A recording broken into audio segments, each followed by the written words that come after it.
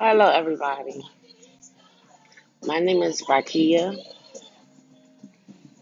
I used to call myself Kia, but it's something about those street names. It's something about those nicknames. It actually really do turn you into a different person. Because my family nor myself like Kia. Nobody ain't like Kia. And I'm Rakia today, and I can say that I myself didn't like Kia. I didn't like who she was at all. She was nasty. She was arrogant. She was a drunk. She was a pillhead. She didn't care about nobody, not even herself. Um, yeah. Kia made Rakia go through a whole lot, if that makes sense. But I'm gonna let you guys know what I'm doing. But first, here it goes. But first, I'm gonna tell you a little bit about myself because this is my first time um speaking on my channel. I will call this my channel. I'm 41 years old. I have 4 children. I'm a grandmother of one. Um, I'm a very, very, very easy person to get along with. If I dislike somebody, it's because I feel their energy and something is off. And most of the time, I'm right. But I will not take credit for that. That is a gift. That is a gift that the Holy Spirit gives us. That is a gift that the Holy Spirit gives you. I am currently, no, I said I was going to start from the beginning. So I would say from the ages of 3 until 41. I'm 41 years old. Something has been after me all of my life. I remember at 3, I was born in Los Angeles, California. Me and my little brother.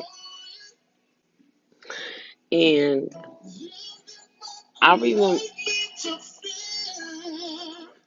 I remember at 3 years old, someone knocked on my door,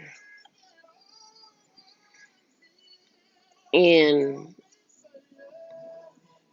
my father, my biological father, my dad passed away in 2017. But my biological father, who is not my dad, but he's my biological father, who's still alive. But at that time, he was young himself. I had to do math. I had to do a lot of things to make a lot of my life make sense. So what I came up with, they were young themselves. My mom and my father,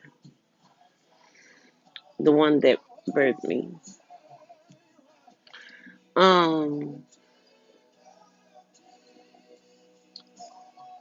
the first thing I remember, my father had told me to go into the kitchen.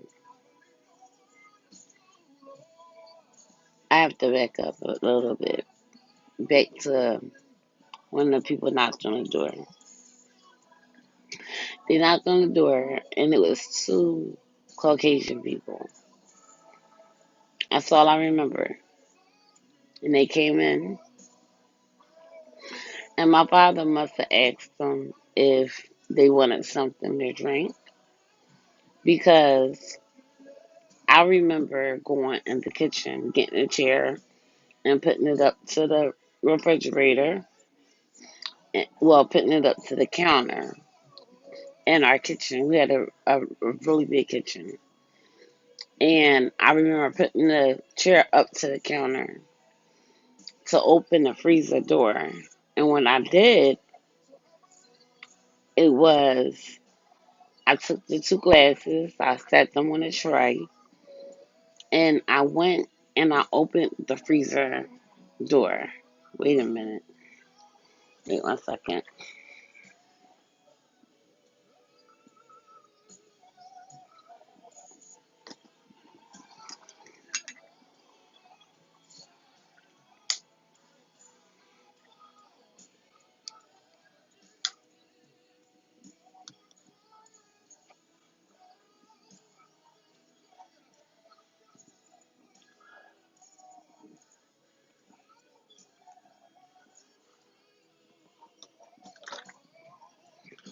So, I'm sorry. But I remember putting the chair up to the counter. And when I put the chair up to the counter, I opened the freezer and I took the ice out. And I began to put ice into the two glasses for the people that were in the living room. I filled the ice tray back up. I put the ice tray back into the freezer and I shut it. This is the first time that I remember. I say I remember because I don't believe that this was the first time this being was around me. But this is the first time I remember seeing this being.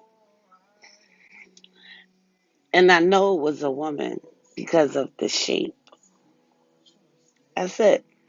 I couldn't see the eyes. I couldn't see the hair. I couldn't see anything. No kind of skin.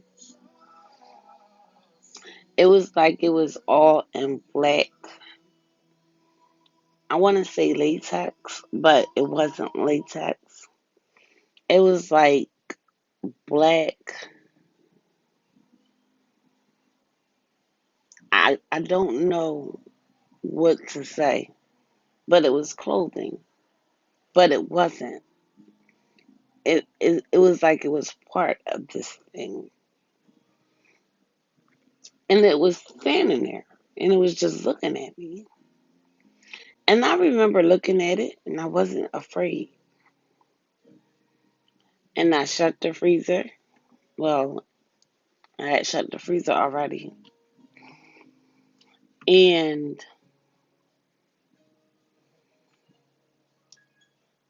I took the glasses of ice water into the living room where my father and these two white people were. And I gave them their ice water. My mother must have taught me how to be a lady at a very young age. I remember that she taught me that you never beat a man off of a paper plate. And I never forgot that. And to this day I don't. Not when I serve my men, my sons, my husband, my grandfather. Even though now my grandfather prepared probably, but he's another story. But I was always taught, we were taught to eat with knives and forks and spoons. I'm sorry, I know y'all probably saw that one, but spoons. We were taught to cut up our steak, our chicken, how to use a knife and a fork to do it. We were taught that at a very young age, me and my brother. Um, I didn't see that thing again in California that I remember.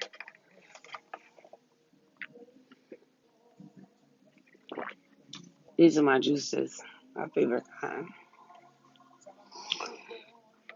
Um, Wait a minute.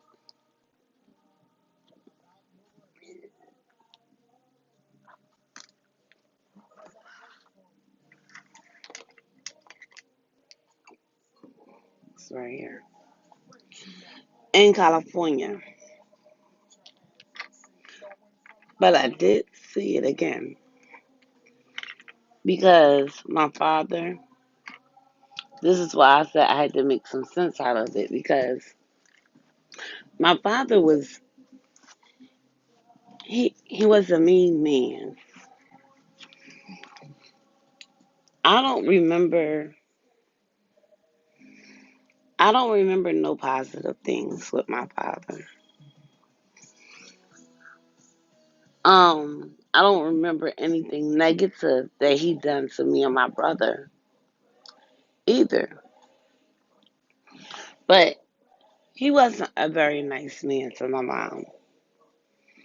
And that's devastating to a child. You'd be surprised what a child remembers. I remember so much, but I don't remember any good, except for when my mom used to make the car dance. She used to make the car dance. As soon as my dad got out of it, as soon as my father got out of it, excuse me. Every time I say dad, I feel guilty. But as soon as my father got out of it, wait 1 second, I have to switch earpieces.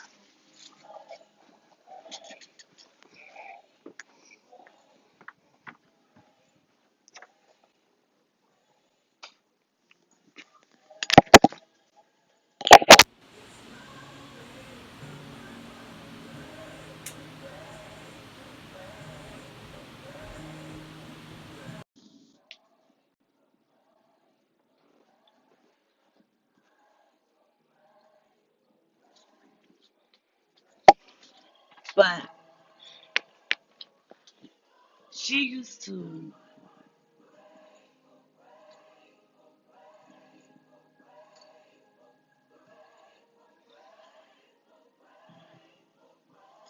um make the car dance. Like my father would go into the store and I remember us having two Cadillacs. I remember us having a dog. To me, it was gigantic. But now I know it's because I was a little girl. So our dog was so gigantic. But anyway, them the only happy times I remember is things that my mom would do with us. As far as making the car dance and tickling us and we all used to bump our heads on the bed. She used to do stuff like that, you know. I'm gonna get to my point. You just gotta wait. But he was an abuser. He abused my mother. He abused her mentally, and he abused her physically. But my father was young. She left him. We left California with the clothes on our back, and she left him. I believe that I know that I missed him when we first left. I know that as a young girl, I didn't understand. I know that I knew that we didn't see him again. I mean, I'm not sure if we went to New York from California. I think we did. I think we moved to New York from California and then from New York to New Jersey. But somehow we ended up in New Jersey. And my mom had always put me and my brother to bed. Like, probably read a story, probably tucked us in, sing, say our prayers, anything. She has always been that type of lady. My mom was always a young lady. Um, One day I had to go to the bathroom after she had put us to sleep, after her and my daddy, the man that raised me, was asleep. So y'all know I skipped some years because she had met my dad, who was so awesome. But anyway, everybody was asleep. And I went out in the hallway to go to the bathroom. And to the right of me, the same being was sitting on the floor next to my room, ironing, ironing. I was a little older, maybe 5, I don't know. But I remember that same being followed me from California to New Jersey. I haven't seen that being again. I'm sorry. That wasn't me, right? I really do apologize. But I haven't seen that being again. And I thank God for it. But then something worse began to happen, which they call sleep paralysis today. Um, Sleep paralysis to me is a spiritual thing. It's very spiritual. I don't believe for 1 second that Satan has nothing to do with that. And I don't believe for 1 second that God is not watching over us while Satan is trying to take us out of here. But sleep paralysis started with me when I was a baby, when I was about maybe 5 years old. I wasn't older than that. Now I don't see the woman no more, and I keep seeing women, the being of a woman, only because of the shape. Because again, I've never seen its face. Um,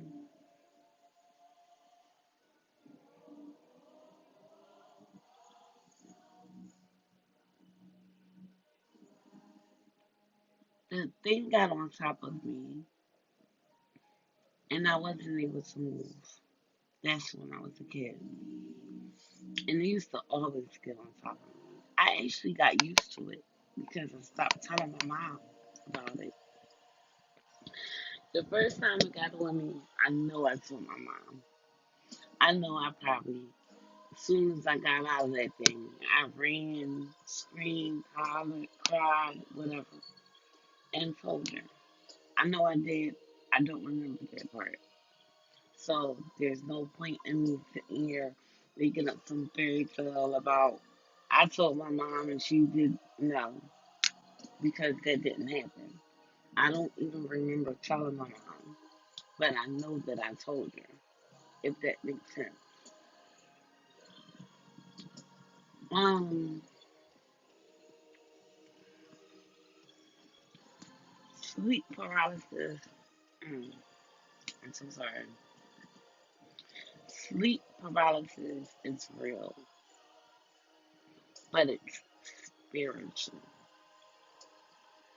It's very spiritual, and I'll get to you on why it's spiritual in my next video. Right now, I have to take a break, but I would appreciate it for people that is going through the same thing to comment, subscribe, because I got a story to tell. I got a story to tell. Most of them, it's a testimony. It's a testimony. And prayerfully, I can help somebody else that's going through the same thing that I'm going through. Because God's not dead. Mm-mm. This is just the beginning. I'll be back in a few minutes to let you know more.